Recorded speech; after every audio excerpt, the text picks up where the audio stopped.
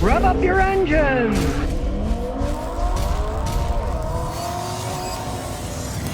Well, Ford is now offering the UAW workers a $50,000 buyout if they retire. Well, it makes you think, why are they offering 50 grand to get these people to buy out? Now, 50 grand in the overall scheme of things is chicken feed, right? Let's face the facts. You're not going to be able to live on 50 grand long these days.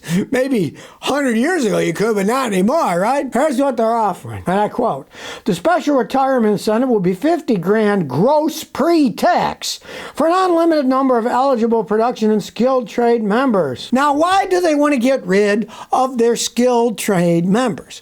Why? Because, of course, they want to pay people less. Any idiot knows that, right? They've been doing that for years. I mean, I saw that on television when I was doing stuff at CBS in Houston. They'd get rid of the anchors, and they're paying $300 grand a year, and they'd pay the new ones $90,000 a year. And, of course, they try to get rid of the lower people that are making, $15, $18 an hour and then pay them even less than that. That's the name of the game with corporate America. And they wonder, gee, why does Ford have quality problems? There are more recalls than anybody else. Well, they're obviously furthering it out by saying, let's get rid of all our old skilled workers because they cost too much and we'll place them for people to know what the heck they're doing, right? Really makes you wonder, Old Jim Farley, the CEO of Ford, was saying, we got to do something about this quality control. Yeah, then what does he do? Oh, let's get rid of the skilled workers because we pay them too much. We got an upside down company here, Anybody can see that. All they're thinking about is cutting to the chase, the bottom line, to make them cheaper. Now, they're not charging us for them. The other day, guy was looking at a brand new Ford F-150 load. That thing was 90,000 smackers for a pickup truck, right? So he didn't buy it. He ended up buying a used Dodge instead for 25 grand. He wanted a loaded truck. Granted, this was a loaded truck, but still, a loaded truck for $90,000, and it's just an F-150. And it makes you kind of wonder about these people, whether they got their head on straight or not. Now, they want to get rid of their skilled workers because they get paid too much. Well, EV sales in California, Toyota has now taken the lead over Tesla. Well, the reason Toyota took the lead over Tesla is because they're including plug-in hybrids with full electric vehicles. Because, of course, if they did full electric vehicles, Toyota really, they got a tiny amount, but Toyota's going full force with hybrids. And now they've sold more hybrids than EVs that Tesla sold. Tesla, of course, doesn't make hybrids. They only make full electric cars. So they're kind of cheating on their, in quotes, electric car definition of what it is, But now Tesla is only the second leading seller. Toyota's selling more what they call, I guess you could call them electrified cars, because they have some electricity. They're hybrids, but they're not a full electric battery car, right? So now it turns out even in California, of the supposed electric cars, 37.3% of them are actually hybrid cars. And it'll probably only get bigger as time goes on. I think Toyota hit the nail on the head now. Hey, people want to mess around with electricity with a hybrid car. They don't have to worry about range. They run out of electricity, they run on a gasoline motor for another 300-400 miles, right? That does make a lot of sense. It makes a lot more sense than gambling at all on an electric car. People have range anxiety. There's not enough charging stations, yada, yada, yada. And quite a few of the baby boomers are downsizing. They're getting rid of all their cars except one, right? If you have one car, it's going to be a car that does it all, right? Well, if you got a plug-in hybrid, you can drive around the city 40, 50 miles or whatever with an electric car. Plug it in at night, drive it around. But that same car got a gas tank. It can go 400-something miles on gasoline, too. So you can use it as a regular car going on trips and stuff. So if you really look at it, it makes a heck of a lot more sense to have a hybrid than it does to have a full electric car. And these clowns that have bet the ranch on full electric cars, they're making a big mistake. Let me tell you, that is one gigantic mistake. Too many people are worried about range anxiety.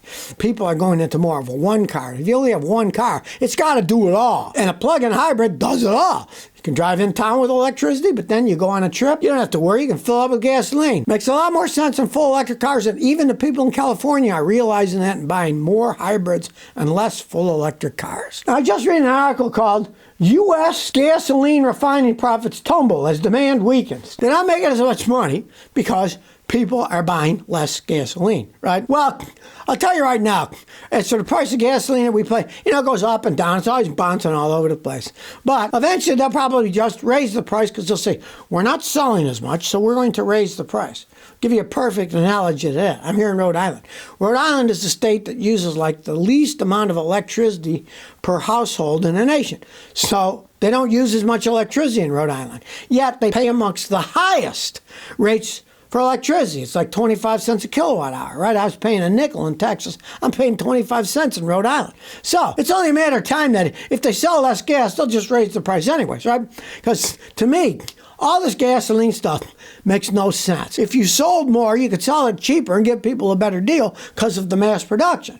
Well, they just say, oh, well, people want more, so we're going to charge more. Well, now people want less. And for a short period of time, they might lower the price. But believe me, in the long run, they'll just end up raising it up because they can, and they'll come up with some mumbly-peg excuse about why. None of it actually makes too much sense. It's kind of a fantasy, the price of gasoline anyway. If you really look at the United States, if you took the price of gasoline from World War II to today, and you added inflation into it, we'd be paying like $8, $9, $10 a gallon gasoline. They're keeping it under inflation because they want people to buy gasoline and have cheap transportation. They're even worse in Saudi Arabia. It's super cheap because they don't let them do all kinds of things. They can't drink, they can't do all kinds, so they give them cheap gasoline to appease the masses. Well, to some extent, the United States has kept gasoline relatively cheap to appease the masses. Who knows what will happen in the future, but it doesn't look like we're going to be getting rid of gasoline anytime soon. Here it is, look. Meet the world's first battery-powered, heavy-duty diesel locomotive. Only it's not diesel, it is just battery electric, right? So I'm looking at this thing. It's pink because they're into that cancer thing, right? It's going to Australia. And you might think, how could they possibly use a battery-powered giant train? Batteries weigh so much. They take so long to recharge. Well, put an asterisk on this one because it's a load of horse manure. Right?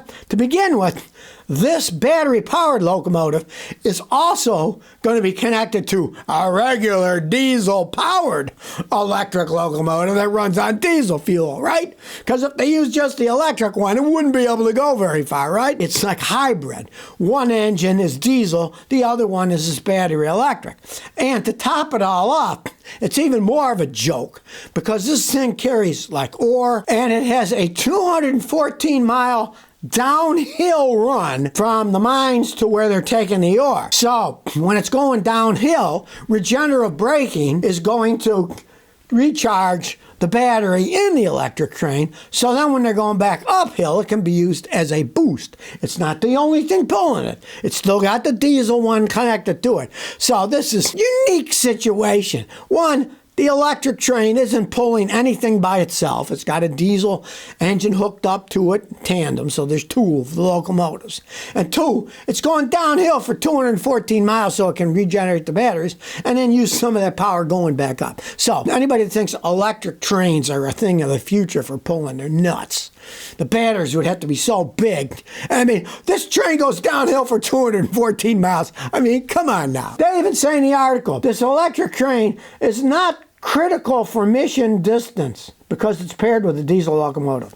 So in other words, they aren't even going to tell you how far this stupid thing could pull a train if it was the only one with a battery in it. It's nuts, the nonsense they're trying to pull on people. Look, it's an electric train instead of a diesel motor. Yeah, well, it's hooked up to a diesel one too, and it only works there because they go downhill for 214 miles. Well, if you've got money to burn, you can buy this $975,000 Cadillac electric vehicle. Now, Neiman Marcus, that Texas-based corporation, every year they have some squirrely thing. And this is a one-of-a-kind Cadillac Celeste for like $1 million, right? Now, the weird thing is, it also includes a 2-day trip to Detroit. Well, I would say they should pay you to go to Detroit. It's a decrepit city, let me tell you. I've been there. Fly over to Detroit. I fly there when I go places because it's a hub. Then you go someplace else, right? You just stop there, get off, get on another plane, and go someplace else. All abandoned houses and you're flying over there. I wouldn't be paying $1 million for a car and get a free trip for 2 days in Detroit. Hey, I'd want that price taken off the car, right?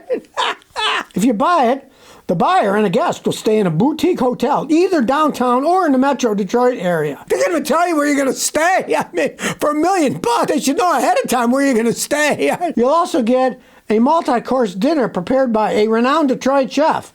They don't tell you who he is, or she. It's just, well, the renowned chef will make food we can rustle up, Hey, you're only giving us $1 million. I mean, I thought those electric Cadillacs at least are expensive enough as is, but what fool would pay $1 million smackers for one? Well, they only need one because they're only selling one of them, the Neiman Marcus. If you got $1 million to throw away, why not put in your bid?